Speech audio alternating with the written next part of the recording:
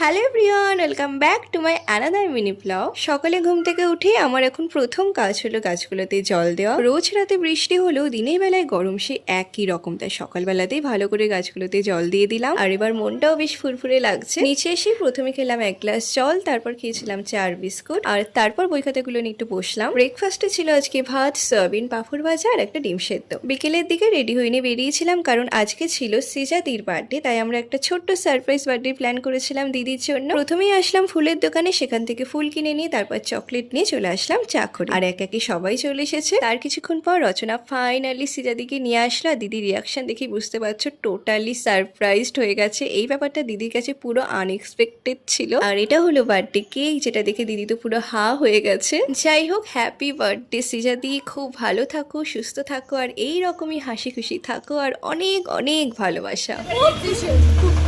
রচনা এখানে সবার জন্য সমানভাবে কেকটা কাটছে। কেক টেক খাওয়ার পর জানি না এদের কি হলো, শুধু হেসেই যাচ্ছিল তো হেসেই যাচ্ছিল, থামছিল আর না। আর এসব কাণ্ড দেখে সিজাদি তো বুঝতে পারছিল না কি করবে, তাই মাথায় বেলুন তুলে নিয়ে বলছিল, রে থাম বাবা, তোরা থাম। যাই হোক, অনেক কষ্ট ওদের থামানো গেছে। তাই রিতু সেখানে সবার জন্য নিয়ে আসলো চাটা খাওয়ার পর দিদি আমাদের ট্রিট দিতে নিয়ে আসলো রান্নাবাটিতে। আর এসে আমরা আগে যথারীতি ছবি টবি তুলে নিয়েছি। আর দিদি অর্ডার করেছিল চিকেন চাউমিন, খেতে বেশ ভালোই ছিল। সবাই মিলে গল্প আড্ডা দিতে দিতে খাওয়া দাওয়া করে একটা সুন্দর সন্ধ্যা কাটিয়ে চলে আসলাম বাড়ি। আর তারপরে মুষলধারে বৃষ্টি নেমে গেল। আজকের মতো তাহলে এতটাই, ওকে বাই।